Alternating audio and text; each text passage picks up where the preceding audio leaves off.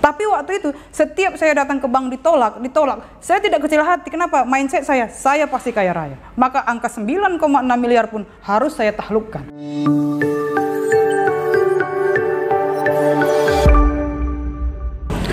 Salam properti, saya Rizka Martina, CEO and Founder Hekalen.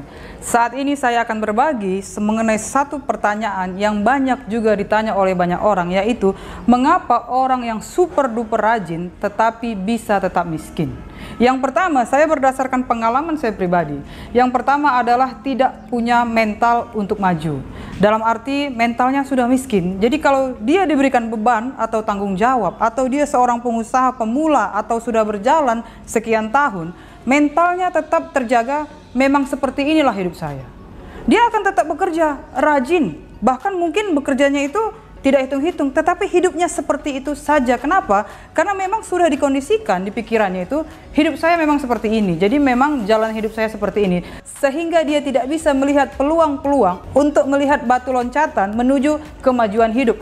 Apakah itu kemajuan dalam bidang ekonomi, apakah itu kemajuan dalam hal bisnis, atau kemajuan dalam hal karir. Karena memang mental yang tidak ingin maju menutup semua pintu-pintu terbuka, sehingga hidup hanya seperti itu saja. Dalam arti dia tetap rajin tetapi sia-sia seluruh pekerjaannya. Yang kedua, selain masalah mental, masalah selanjutnya adalah tidak punya tujuan hidup.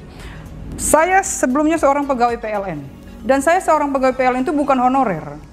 Saya pegawai tetap yang kalau dia masuk ke bank disebut dengan ODP, dipersiapkan seperti di TNI atau Polri, perwira di TNI Polri. Dan lingkungan hidup saya sejak saya lahir, orang tua saya semuanya membanggakan posisi menjadi seorang PNS atau pegawai BUMN. Setelah saya menjadi pengusaha, melihat PNS itu biasa-biasa saja. Melihat pegawai BUMN itu biasa-biasa saja. Yang luar biasa adalah perpindahan dari mental turun-temurun orang tua saya dan juga keluarga besar dan juga tetangga-tetangga yang terlalu membanggakan satu hal. Ternyata di sisi lain ada satu hal, tujuan yang harus dicapai. Tidak mungkin saya berani mengambil keputusan itu yang sudah bertahun-tahun di dalam lingkungan saya itu sangat dibanggakan kalau tidak punya tujuan. Jadi ada orang yang sangat rajin, dia rajin bekerja setiap pagi, jam 4 pagi mungkin sudah pergi meninggalkan anak istri, kemudian kembali ke rumah jam 10. Tetapi yang pertama mentalnya mengatakan ya sudahlah, hidup saya sudah seperti ini, saya harus jalani. Sehingga tidak ada dia lihat peluang-peluang yang berani dia ambil atau resiko-resiko yang berani diambil atau bertahan dalam tekanan. Kedua, impiannya kita bisa bertahan dalam tekanan. Bahkan ketika kejenuhan itu tiba, yang berbahaya itu adalah sudah ada kenyamanan, ada juga tekanan dan jenuh, tetapi tidak ada tujuan hidup. Sehingga ya sudah, dia akan berpindah ke sana kemari. Kemudian karena tidak ada tujuan, ya mengalir saja. Dia merasa ya seperti inilah hidup saya tidak usah memberikan yang lebih baik. Dia akan memberikan bagi dia ini saja yang saya kerjakan, ini saja. Atau dalam bisnis, ya sudahlah seperti ini saya terima. Sehingga tidak ada tujuan itu membuat langkah itu tidak lebih cepat daripada orang yang punya tujuan. Ketika saya keluar dari PLN, saya sudah petakan tujuan itu. Tujuannya developer properti, korporasi, dan lain-lain. Kekuatan saya untuk komitmen kepada tujuan itulah yang membuat saya berani meninggalkan masa pensiun saya di PLN yang masih tersisa hampir 30 tahun lagi. Di tahun 2018 saya tinggalkan, dan terbukti karena ada tujuan. Tujuan itu membuat saya terarah. Sekalipun saya ditipu, sekalipun ada mitra-mitra yang mengecewakan, sekalipun saya pernah mengangkat orang yang kemudian menjatuhkan saya, tetapi tujuan itulah yang menopang saya tetap tegak berdiri menghadapi segala badai, dan kapal perusahaan Heka Properti ini tetap melaju terus. Pada waktu pandemi kami bertumbuh.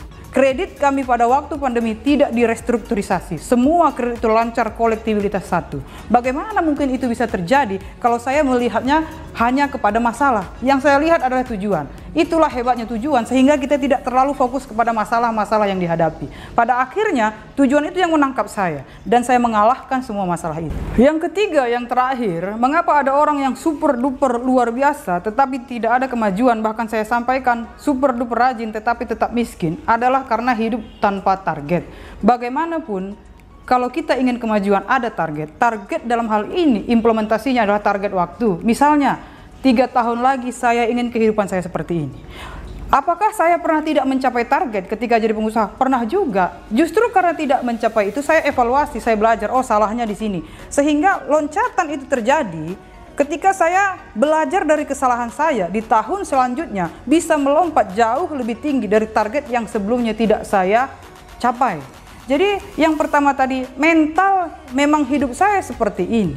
Memang saya sudah ditakdirkan begini. Mental, memang saya ini miskin, membuat Bapak Ibu bekerja bangun pagi-pagi dan pulang larut malam, membuat semuanya itu tidak akan ada kemajuan selama mentalnya tidak dirubah.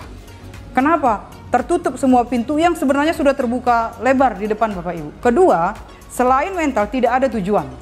Jadi ada orang yang dalam hidupnya mengalir saja, tamat sekolah, misalnya dia kuliah, kemudian bekerja, mengalir. Sementara yang lainnya dia punya tujuan dalam hidupnya. Apa itu? Peningkatan secara ekonomi, peningkatan di dalam keluarga, dan banyak hal. Sehingga hidupnya itu bergairah. Berbeda dengan orang tidak ada tujuan.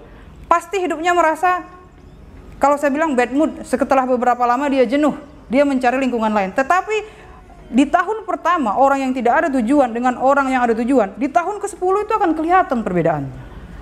Tahun ke-10 kelihatan dampaknya sangat berpengaruh kepada orang yang punya tujuan dan komit. Dan ketiga, hidup hanya mengalir saja. Saran saya memang baik hidup hanya mengalir saja. Memang benar semuanya sudah diatur oleh Tuhan pencipta alam. Tetapi sebagai manusia dan juga apalagi kita yang sudah menikah, kita harus ada target. Apalagi kita pengusaha, kita harus ada target. Kenapa? Banyak yang kita tanggung. Tanggung jawab kepada mitra, tanggung jawab pada orang-orang yang bernaung di dalam perusahaan kita. Kalau kita seorang pemimpin, seorang karir, ada tanggung jawab kita ke atas, ke pimpinan, dan juga ke bawah kepada anak buah. Maka kita harus ada target, karena semuanya ada pertanggungjawaban. Ketika target itu pun dievaluasi tidak tercapai, percayalah, hasil evaluasi itu membuat kita selanjutnya lebih hati-hati, bahkan lebih cepat lagi. Jadi saran saya, siapapun Bapak Ibu pengusaha ataupun karir atau siapapun yang merasa kenapa hidup saya seperti ini saja, pertama ganti mentalnya. Mental miskin ganti kaya. Waktu saya pengajuan ke Bank BTN, pengajuan kredit pertama saya disetujui itu 9,6 miliar. 6 bulan lah baru pengajuan disetujui. Dan menurut saya sampai saat ini nggak ada yang pengajuan kredit itu sampai 6 bulan. Tapi waktu itu setiap saya datang ke bank ditolak. Saya tidak kecil hati. Kenapa? Mindset saya pasti kaya raya. Maka angka 9,6 miliar pun harus saya taklukkan. Kalau hanya ditolak begini saya udah mundur, apalagi ketika uang itu cair. Dan akhirnya 3 tahun masa kredit itu 1,5 tahun bisa saya lunasi. Dan kedua adalah masalah tujuan. Dan akhirnya setelah proyek itu berhasil, tujuan saya berani saya buat lebih besar lagi. Dan ketiga adalah target, baik target waktu, target omset, target penjualan, dan target banyak hal dalam hidup Anda. Targetkan itu. Perkara nanti jadi atau tidak, sudah ada target sehingga Bapak Ibu bisa evaluasi, karena ini saya gagal. Selanjutnya kita lebih bijaksana lagi. Jadi itulah dari saya, semoga ini bermanfaat. Salam properti, salam kemajuan.